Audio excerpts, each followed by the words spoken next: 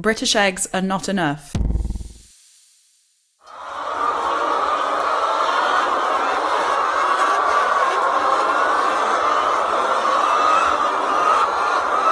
That is the sound of hens in a battery cage system in a video from Par Farm Limited.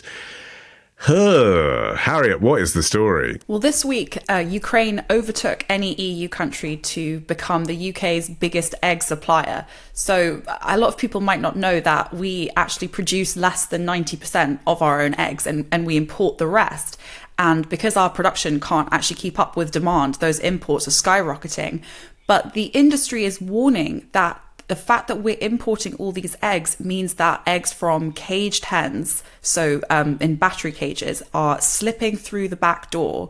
And the chair of the British Egg Industry Council says that British farmers are being asked to invest in higher standards of hen welfare while the government leaves the back door open for eggs that are produced in a system that is actually banned in the UK. The number of imports is actually going up so much. So they're up nearly 40% year on year in February, according to DEFRA, because the demand is going up so high and British egg producers can't keep up with that. So some supermarkets, to meet that demand, are importing more and more eggs. Okay, so it's still a minority, but it's a growing minority. Suchandrika, are imported eggs as trustworthy as British ones? Are they safe to eat? Yeah, this could be a bit of an issue. So according to the caterer, more than 80% of Chartered Institute of Environmental Health members, they took part in a survey and they think the imported eggs pose a significant food safety risk in professional kitchens. So 82% of them said imported eggs do not meet the same safety and hygiene standards as British Lion eggs, which is kind of our standard.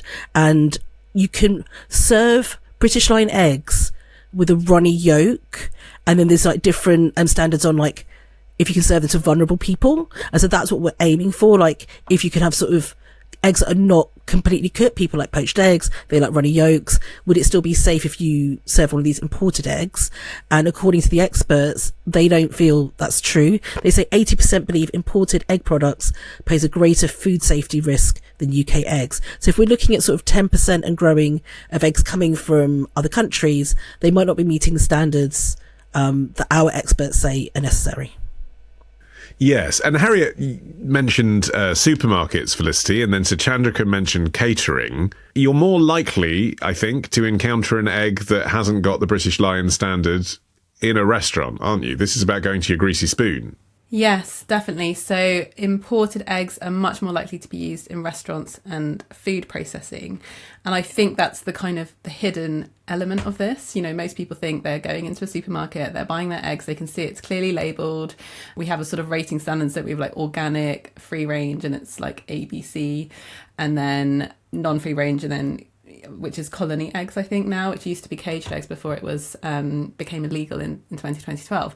But as you said, in products like your ready meals or a ready-made quiche or whatever, or a food in restaurant, you're not going to be seeing that labelling, and it's much more likely that it is coming from imported chickens that don't have the same food safety standards and welfare standards that I think a lot of British consumers assume that they are consuming. Yeah, and that, I suppose, Harriet, is the best argument for what your chap was saying from the Egg Federation, or whatever they're called, which is basically the government has to intervene here because you can't rely on consumers. Consumers can say in the supermarket, I want to buy free range or organic, but when you go out to a cafe or when you buy a pre-made thing, you've no idea what's in it. There's no labelling at all. Exactly. And it's in this sector, in the restaurant sector, where actually it's the most price competitive. So it's much cheaper to be getting these eggs from Ukraine and Poland and Spain and Italy as well. It's significantly cheaper. And actually, there are countries now that are warning. So France has actually confirmed the warnings that that French supermarkets that were selling Ukrainian eggs that contained antibiotic residues that are prohibited in the EU because they're considered to be dangerous to human health. And that's why it's pressing the EU to kind of tighten the border controls around these imports. What's interesting here is that it's a real example of where the UK has diverged from the EU after Brexit, because after Russia invaded Ukraine, both the UK and the EU suspended tariffs on Ukrainian agricultural exports, so like to support the country. And Ukrainian poultry and egg exports just jumped massively to reach an all-time high. But this year, the EU imposed a tariff on Ukrainian imports because of concerns about like cheap products flooding the bloc and undercutting their own producers. And that's why Ukraine has pushed its eggs massively towards Britain. And now we've got the same fears in Britain, where like British egg producers are being undercut by these significantly cheaper eggs from Ukraine because those eggs are not held to the same health and safety welfare standards as the British ones. That's really interesting, isn't it, Suchandrika? You've got this kind of dichotomy, I suppose. You know, you come up with this policy to support Ukraine because they're being invaded by Russia, and then ethically you have an issue about the treatment of the chickens that are making those eggs. Which one trumps which? Yeah, it's really tricky, isn't it? I think you have to look after people's health, because an outbreak of salmonella could actually prove fatal for certain vulnerable people. And so you don't want to compromise the health, especially when people can't really check when they're going out for dinner, when they're going to Greasy Spoon. We don't actually have anything in place so people can say, oh, is this egg British or not, or am I at risk? And so actually going back to the survey, all those members who agree that we should have some rules put in place, and they feel that 86% say that serving unsafe eggs should result in fines, reputational damage or business closure. So they feel that pushing back onto the business itself, they should like take the blame for using these kinds of eggs, which strikes me as like, that really depends on what's happening with egg prices, what's happening with supply chains. That could be a little bit unfair. But then should they have to tell people what kind of eggs they're using? And should they be telling the consumers? This survey also covered how consumers should be informed, and 63% of these experts said that food businesses should inform customers when eggs are not British, so they can change their menu choices. So again, it's really about getting the word out there and also informing people, because this could be a real health risk. And Felicity, what is the history of the British lion egg? Why is this a big deal here, and how did we get to the stage where we have, you know, pretty tight standards on this stuff? I think it's a big deal because in this country there was a real push towards free range, and it felt like something that the public really cared about. So if we just go back a bit, before the mid-20th century, almost all eggs in the UK would have been free range. From the 1950s onwards, battery cages came into use, which transformed the egg industry. But due to a range of influences, there was a panic over salmonella in the 1980s. There was also a very influential book called Animal Machines by Ruth Harrison in the 1960s. And then you probably remember this more recently, in 2008, Jamie Oliver launched a massive campaign against caged eggs, and he had a TV documentary called Foul Dinners.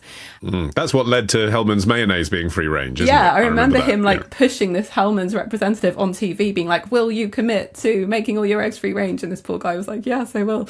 But I mean, almost overnight, it felt like the public, they really cared about this, and free range became almost the kind of the norm, basically. So public attitudes change very, very quickly. And I think that's what's so interesting about where we are now, because I honestly don't think that people realise that there is this pushback, that it's starting to unravel. I think, you know, it was such a thoughtful thing. And I would say in this country, we are more a nation of animal lovers than in other countries. And I think there's always been a fairly receptive and concerned audience about animal welfare standards. And every time there's a story or a scandal, you can find it all over the news. So it is very, very interesting that this is now starting to change and go back the other way. Can't the Ukrainians just make free-range eggs, Harriet? Wouldn't that solve the issue? I mean, you know, we want to support Ukraine. We want to make sure we have free-range eggs. They could still make more profit by doing that than some British farmers, because they have other standards that they don't have to adapt to that wouldn't be problematic to our health. Well, it's not really feasible, because already the two major Ukrainian suppliers have been described as having super mega battery farms. So firstly, there is a difference between free range and cage free. We outlawed battery cages in 2012, but we haven't outlawed just cages in general. But we're specifically talking about battery hens, where, you know, they're all each bird to one cage that's all connected in this kind of horrifically dystopian looking industrial complex. it's not feasible for these two major Ukrainian suppliers to suddenly switch to cage-free or free-range eggs. That's not how it works. And why should they? If they don't have to spend the same amount on food safety and animal welfare and environmental protection as producers do in the UK, they have a big commercial advantage, which is why we're importing so many of their eggs and why they became the number one supplier of imported eggs to Britain this week. And the Ukrainian government is behind this as well. The Ukrainian government wants to push for an extension of this exemption on egg and poultry products. So at the moment, we have a deal with Ukraine that allows this tariff-free imports of eggs and chickens to the UK, which was supposed to run out in March next year. But Ukraine really wants to extend that. So why would they? What exactly would the advantage be for them to do that when clearly there is a demand that our homegrown industry cannot support, and clearly it is in the best interests of a struggling war-torn economy to keep producing eggs in this way?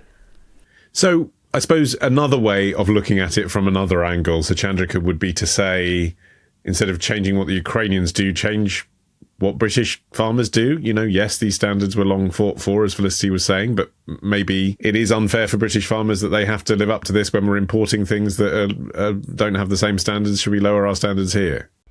I wouldn't have said so personally, but it does beg the question of what to do with these eggs then, doesn't it? Why do we have a shortfall? What do we do with them? Are they going to be labelled differently? It is a really tricky question because it seems as though then you'll create sort of a double market for them and we'll still have the same problem. I don't think we should change our health guidelines, but a conversation probably needs to be had about where these eggs can be used, where they're safe, if they can't change what they're doing in Ukraine, which at the moment is possibly understandable. There's a lot else going on there, but yeah, relaxing health standards doesn't seem like the move for me. I think it raises an interesting point more broadly, though, that we are producing less of our food in this country than ever before. The amount of food that we consume that's grown here fell from a peak of 78% in 1984 to 62% in 2023, and it's declining. And I think there is this kind of, again, an assumption or just thinking that the supermarkets are always just going to have food on the shelves and not realising where it's coming from, not realising how precarious supply chains can become. I think we saw a bit of that in lockdown, but I think most people don't realise that when it comes to eggs, as we're talking about, chickens, potatoes, things that you think that could be grown in this country, they're actually now coming from elsewhere. And that makes us precarious and more fragile than, you know, we'd like to be. I think chickens is a really interesting one because it's by far the most popular meat. There are 33 billion birds on the planet, and that's up from 11 billion in 1990. And as recently as 2020, 90% of the chicken we ate came from the UK, but that is fallen to 82% in 2023, and it's still falling further. And that's partly because of the welfare standards that farmers can't meet in this country. So it's all kind of measured by something called stocking density, and that's how many birds you can fit into a barn. And most supermarkets have their kind of restriction to regulation is about 17 birds in 38 kilograms per square metre, which is about the floor of a red telephone box. But they want to lower that to 13 birds. And this causes problems for farmers who have to, you know, get planning regulations in place to extend the amount of space they have. They have fewer birds, so it's not as profitable anymore. It's very, very interesting that, you know, animal welfare is such a big deal in this country, but that in turn can also make it very, very hard for farmers in this country to produce that and to meet the demand that we are so ravenous for. I mean, also the alternative, Harriet, just to finish on this, you're a bird lover. I know you have some birds behind you that we can hear squawking occasionally. I am a hen owner too. Just have your own chickens if you can afford it and you have some space in your garden. Don't take up that. They're in a little patch behind my garden shed. It's about 2 meters squared, I'd say. And that's enough for 4 eggs a day. Well, I live in London, so it's not really... Yeah, that would be worth £1 million. I don't have a garden. But I think, though, that what's interesting about this story is it just works as such a perfect microcosm of so many wider issues facing the country. Farmers being undercut by cheaper products flooding the market, which is an unintended consequence of Brexit, in that we've negotiated a lot of trade deals, not just with Ukraine, but with, like, for example, with Canada and with Mexico that almost exclusively uses battery cages. And the RSPCA has accused the UK government of a race to the bottom for animal welfare standards in negotiating these trade deals, but also a consequence of how Ukraine is working hard to support its economy, and also about the precariousness of the supply chain and not really understanding where our food is coming from or what might stop it from coming there. So it's just such a snapshot of all the issues that are facing the country.